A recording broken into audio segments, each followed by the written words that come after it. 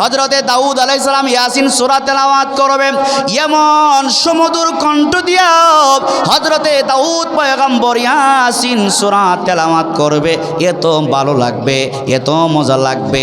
সব জান্নাতীরা দাঁড়ায়া বলবে, ও আল্লাহর পয়গম্বর দাউদ, এত ভালো লাগে আপনার কণ্ঠ, আরো তেলাওয়াত করেন, তেলাওয়াত করেন। আল্লাহ ডাইকা বলবেন, ও জান্নাতীরা এবার থামো। ইয়াসিন সূরা তেলাওয়াত করতে মাত্র 5-10 মিনিট লাগে, কিন্তু বান্দারে আমার পয়গম্বর হযরতে দাউদ আলাইহিস সালাম ইয়াসিন সূরা তেলাওয়াত কইরা 10 মিনিট না, 10 বছর না, 8000 বছর কাটায়া দিয়েছে। এবার আল্লাহ বলেন, জান্নাতীরা থামো, তোমরা জান্নাতি চেয়ারে বসো। আল্লাহ পাক এবার বলবেন, ও জান্নাতীরা, এবার তোমাদের সামনে নবী মুহাম্মদুর রাসূলুল্লাহ সাল্লাল্লাহু আলাইহি ওয়াসাল্লাম কোরআন তেলাওয়াত করবে। মনটাকে একটু নরম করেন, যেই নবী হলেন আমাদের নবী, আমরা হলাম সেই নবীর উম্মত। জীবনে নবীকে দেখি নাই, না দেইখা নবীর উপর ঈমান এনেছি। ওই নবী জান্নাতে আমাদেরকে কোরআন তেলাওয়াত করে শোনাবেন, কেমন ভালো লাগবে। আমার আপনার নবী আল্লাহর কোরআন থেকে সূরা তাহা তেলাওয়াত আরম্ভ করে দিবে, এমন সুমধুর কণ্ঠ দিয়া তেলাওয়াত শুরু করে দিবে। সাইয়েদনা হযরতে আবু বকর সিদ্দিক দাঁড়ায় বলবে, ইয়া রাসূলুল্লাহ, ইয়া হাবিবাল্লাহ, মক্কায় আপনার পিছনে কতদিন নামাজ পড়লাম, মদিনায় হিজরত করে যাওয়ার পরে কতদিন নামাজ পড়লাম। নবী গো, দুনিয়ার তিলাওয়াত আর জান্নাতের তিলাওয়াতের মধ্যে রাত দিন তফাৎ, এত মজা তিলাওয়াত করেন, তিলাওয়াত করেন। আল্লাহ ডাইকে বলে, বান্দা বান্দি শোনো, দাউদ পয়গম্বর 8000 বছর কাটায়া দিছে, আমার বন্ধু রাহমাতুল লিল আলামিন 8000 না, 8 লক্ষ বছর অতিক্রম করে দিয়েছে। জুরে কান সুবহানাল্লাহ। এবার পরওয়ারদিগার আলম সব জান্নাতীদেরকে ডাইকে বলবে, ও জান্নাতীরা, দাউদ নবীর কণ্ঠ শুনাইলাম, আমার নবী মুহাম্মদুর রাসূলুল্লাহর কণ্ঠ শুনাইলাম। জান্নাতি বান্দা বান্দে, আমার জন্য নামাজ রোজা সব আমার জন্য করেছ।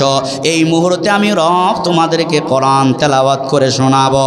আল্লাহ পাক একটা দুইটা না, 70,000 পর্দা সরাইয়া সকলের সামনে ওপেন হইয়া যাবেন। ওপেন হইয়া আল্লাহ নিজে কোরআন নাজিল করলেন। নবীর কণ্ঠ শুইনা হাজারো বেঈমান কাফের ইমানদার হয়ে গেছে। এবার চিন্তা করেন, জান্নাতের মধ্যে আমার আপনার রব আল্লাহ যখন তিলাওয়াত করবেন, সব জান্নাতীরা লাফালাফি শুরু করে দিবে। আল্লাহ রাব্বুল আলামিন সূরা রহমান তেলাওয়াত করবে, একদিন 2 দিন না, 8 কোটি বছর অতিক্রম করবে, তারপরও জান্নাতি বান্দাদের মনের পিপাসা নিবারণ হবে না। আল্লাহ ডাইকা বলবে, জান্নাতি নারী আর পুরুষ, আপাতত তোমরা জান্নাতে যাও, হুরগেল মান তোমাদের জন্য অপেক্ষায় অপেক্ষমান।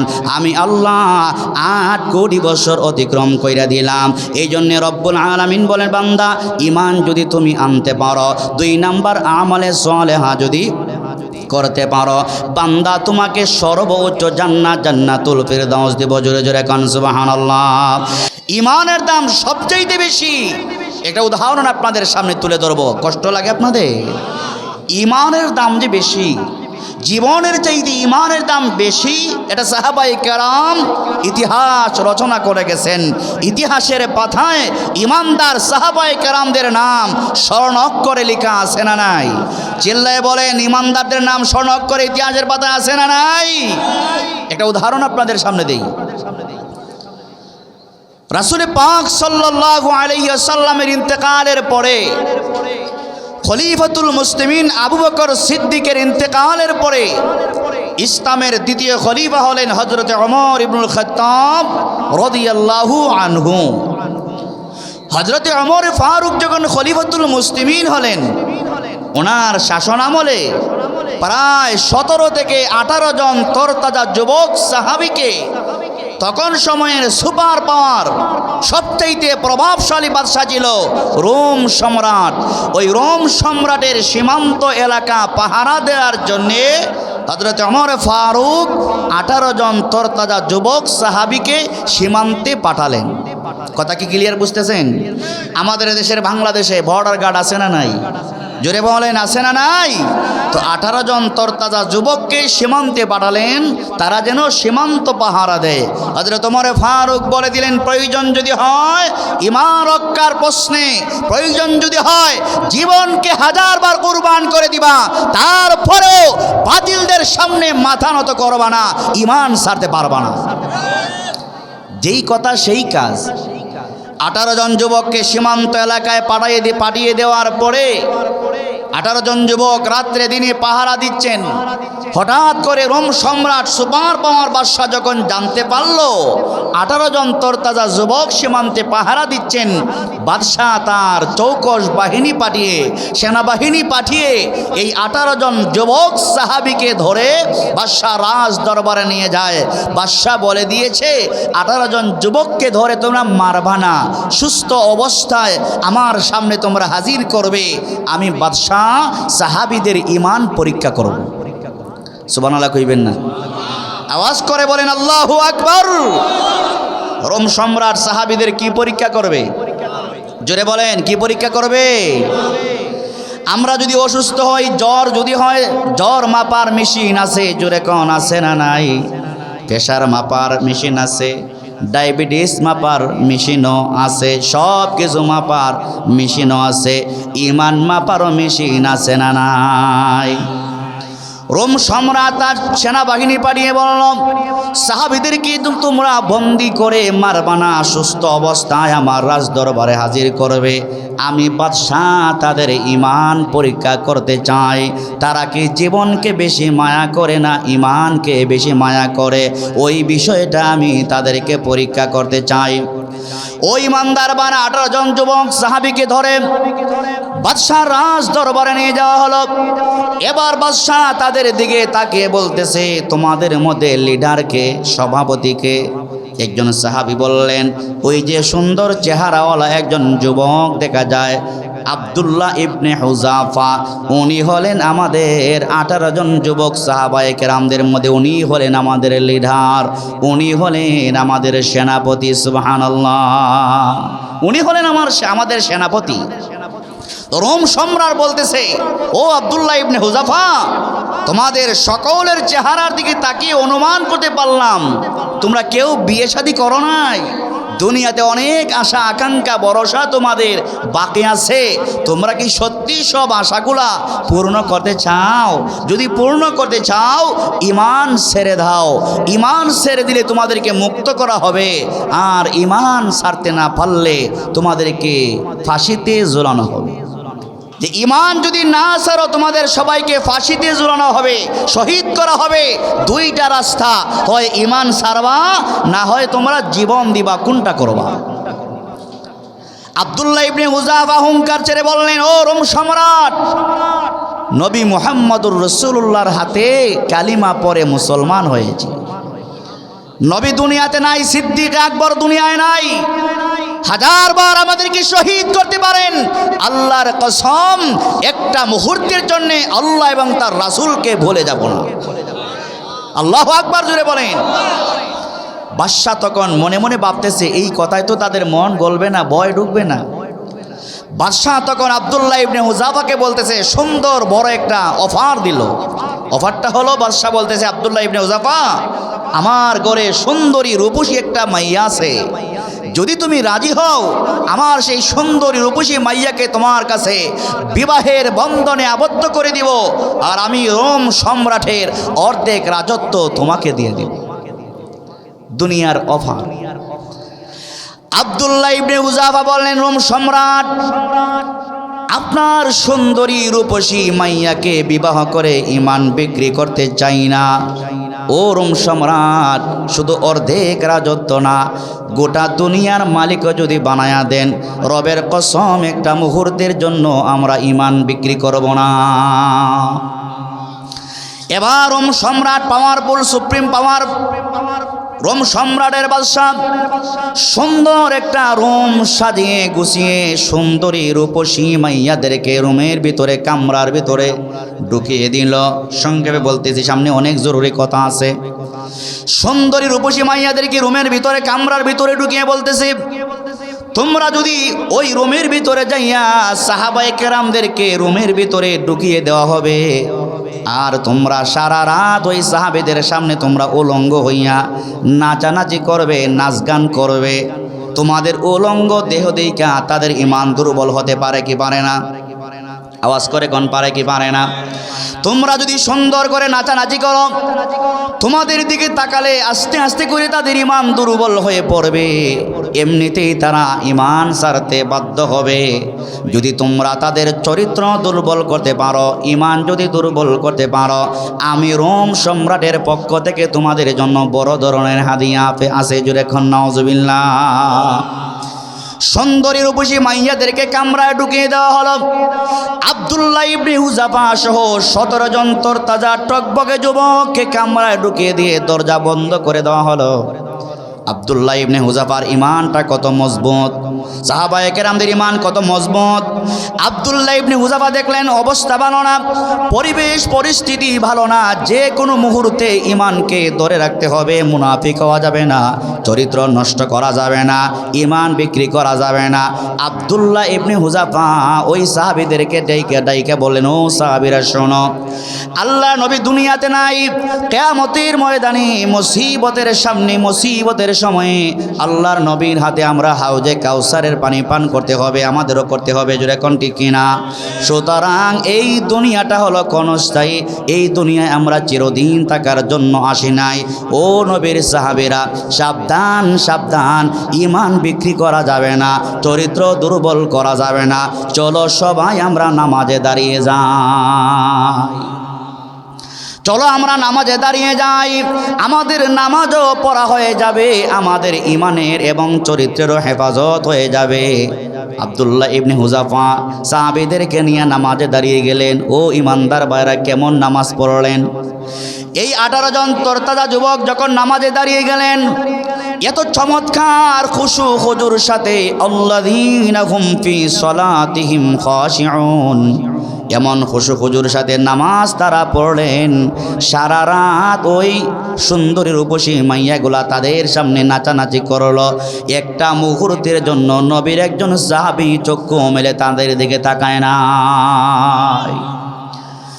ফজরে নামাজের পরে সকাল হওয়ার পরে ওই সুন্দরী রূপসী মাইয়ারা রোম সম্রাটের কাছে যায় বলে, জাহাপনা বাদশাহ কাদের কাছে আমাদেরকে দিয়েছেন? ওরা কি মানুষ নাকি ফেরেশতা? কিছুই তো আমরা বুঝলাম না। বলে কি হয়েছে?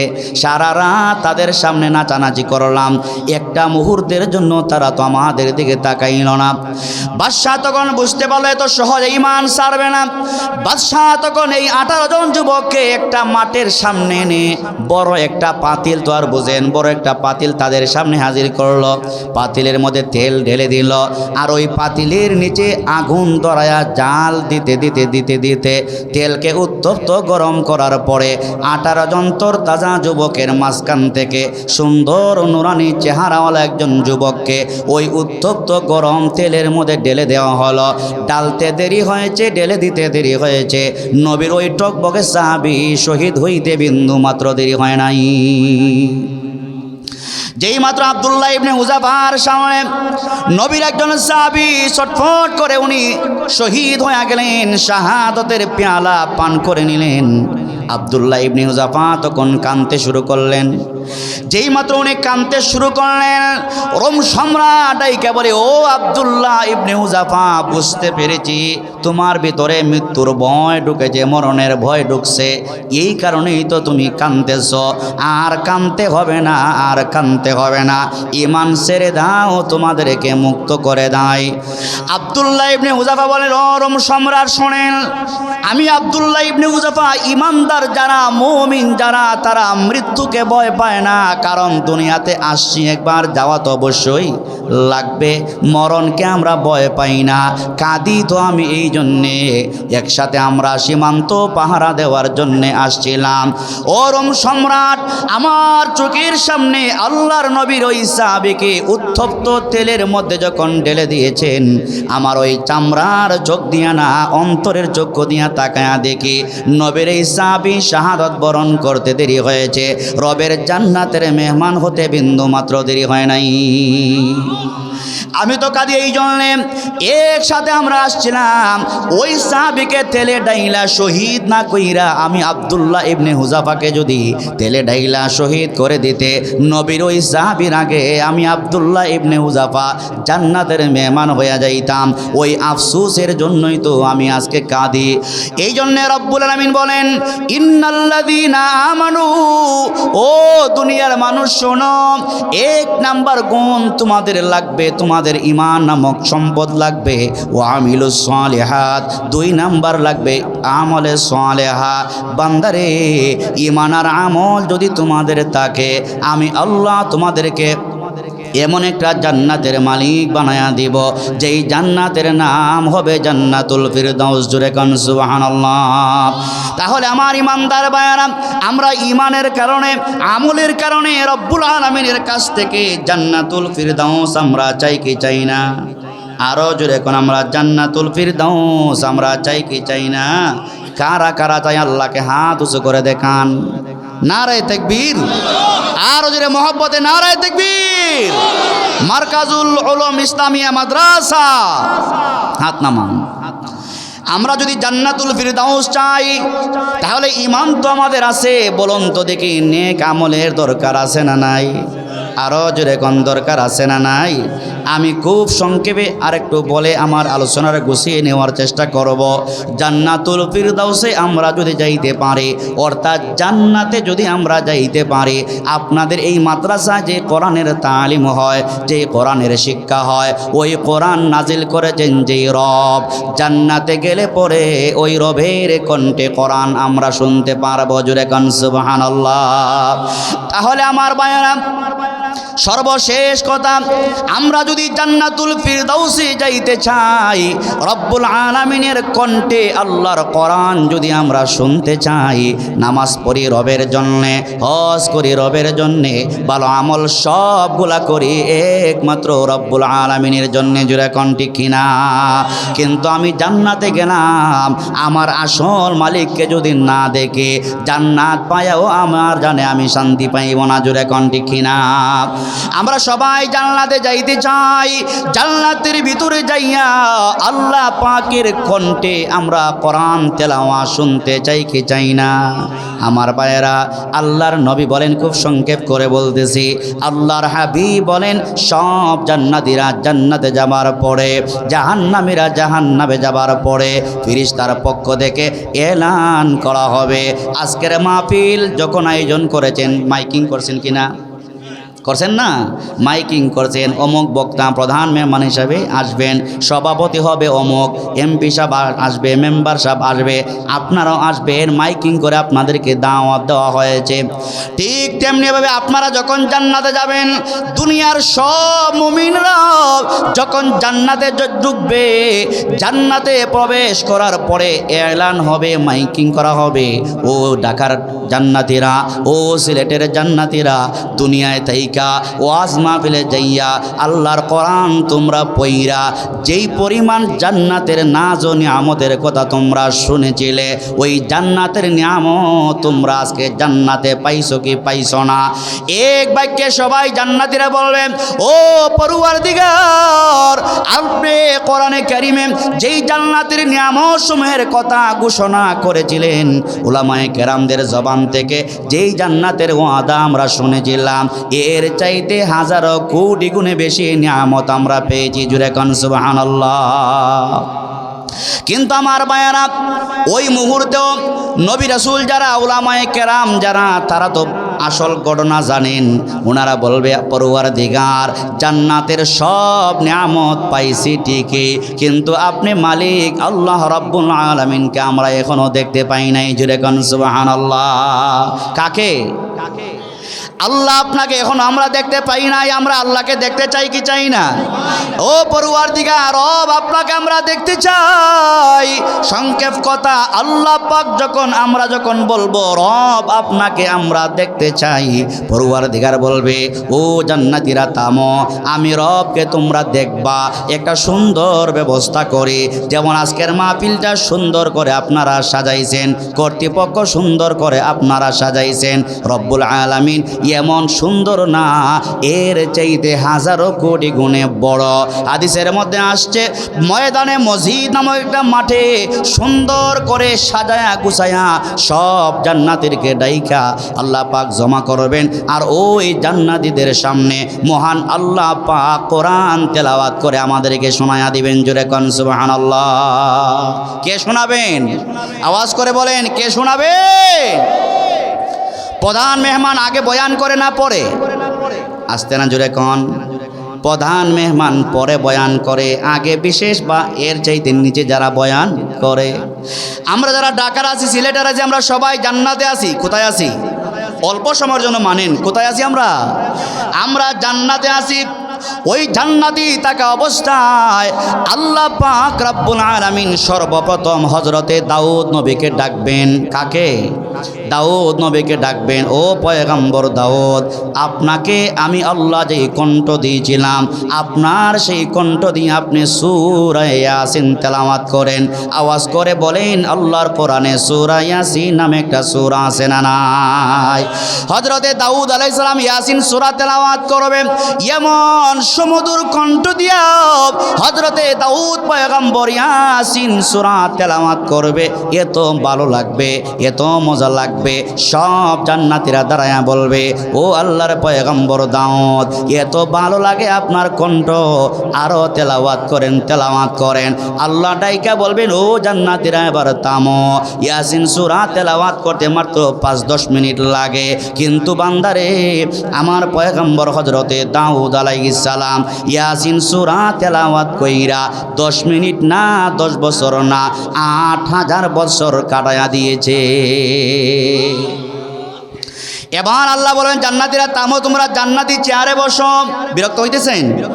আল্লাহ পাক এবার বলবেন, ও জান্নাতীরা, এবার তোমাদের সামনে নবী মুহাম্মদুর রাসূলুল্লাহ সাল্লাল্লাহু আলাইহি ওয়াসাল্লাম কোরআন তেলাওয়াত করবে।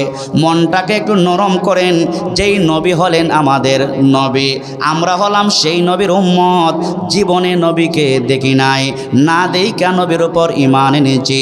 ওই নবী জান্নাতে আমাদেরকে কোরআন তেলাওয়াত করে শোনাবেন। কেমন ভালো লাগবে। আমার আপনার নবী আল্লাহর কোরআন থেকে সূরা তাহা তেলাওয়াত আরম্ভ করে দিবে। এমন সুমধুর কণ্ঠ দিয়া তেলাওয়াত শুরু করে দিবে। সাইয়েদনা হযরত আবু বকর সিদ্দিক দাঁড়ায় বলবে, ইয়া রাসূলুল্লাহ, ইয়া হাবিবাল্লাহ, মক্কায় আপনার পিছনে কতদিন নামাজ পড়লাম, মদিনায় হিজরত করে যাওয়ার পরে কতদিন নামাজ পড়লাম। নবী গো, দুনিয়ার তিলাওয়াত আর জান্নাতের তিলাওয়াতের মধ্যে রাত দিন তফাত। এত মজা তিলাওয়াত করেন। আল্লাহ ডাইকা বলে, বান্দা বান্দি শোনো, দাউদ পয়গম্বর 8000 বছর কাটায়া দিছে, আমার বন্ধু রাহমাতুল লিল আলামিন 8000 না 8 লক্ষ বছর অতিক্রম করে দিয়েছে। জোরে কোন সুবহানাল্লাহ। এবার পরওয়ারদিগার আলম সব জান্নাতীদেরকে ডাইকে বলবো, ও জান্নাতীরা, দাউদ নবীর কণ্ঠ শোনাইলাম, আমার নবী মুহাম্মদুর রাসূলুল্লাহর কণ্ঠ শোনাইলাম। জান্নাতি বান্দা বান্দে, আমার জন্য নামাজ রোজা সব আমার জন্য করেছ। এই মুহূর্তে আমি রব তোমাদেরকে কোরআন তেলাওয়াত করে শোনাবো। আল্লাহ পাক একটা দুইটা না 70,000 পর্দা সরাইয়া সকলের সামনে ওপেন হইয়া যাবেন। ওপেন হইয়া আল্লাহ নিজে কোরআন নাজিল করলেন। নবীর কণ্ঠ শুইনা হাজারো বেঈমান কাফের ইমানদার হইয়া গেছে। এবার চিন্তা করেন, জান্নাতের মধ্যে আমার আপনার রব আল্লাহ যখন তিলাওয়াত করবেন, সব জান্নাতের লাফালাফি শুরু করে দিবে। আল্লাহ রাব্বুল আলামিন সূরা রহমান তেলাওয়াত করবে। একদিন 2 দিন না, 8 কোটি বছর অতিক্রম করবে, তারপরও জান্নাতি বান্দাদের মনের পিপাসা নিবারণ হবে না। আল্লাহ ডাইকা বলবে, জান্নাতি নারী আর পুরুষ, আপাতত তোমরা জান্নাতে যাও, হুরগেল মান তোমাদের জন্য অপেক্ষায় অপেক্ষমান। আমি আল্লাহ 8 কোটি বছর অতিক্রম কইরা দিলাম। এই জন্য রব্বুল আলামিন বলেন, বান্দা, ঈমান যদি তুমি আনতে পারো, 2 নাম্বার আমলে সালেহা যদি করতে পারো, বান্দা তোমাকে সর্বোচ্চ জান্নাত জান্নাতুল ফিরদাউস দিব। জোরে জোরে কান সুবহানাল্লাহ। এই জান্নাতে যাওয়ার সবচাইতে বড় উদাহরণ হলো আল্লাহর কোরআন। সবচাইতে বড় উদাহরণ কি? আওয়াজ করে বলেন। এই জান্নাতে যাওয়ার সবচাইতে বড় উপকরণ হইল আল্লাহর কোরআন। কেমনে কোরআন? আল্লাহ ইমানের পরে নেক আমলের কথা বলছেন, অর্থাৎ এর মানে হলো ইমান যদি আনেন, নেক আমল যদি করেন, নেক আমলের মধ্যে সবচাইতে দামি আমল হইল আল্লাহর কোরআন তেলাওয়াত করা। জোরে কান সুবহানাল্লাহ।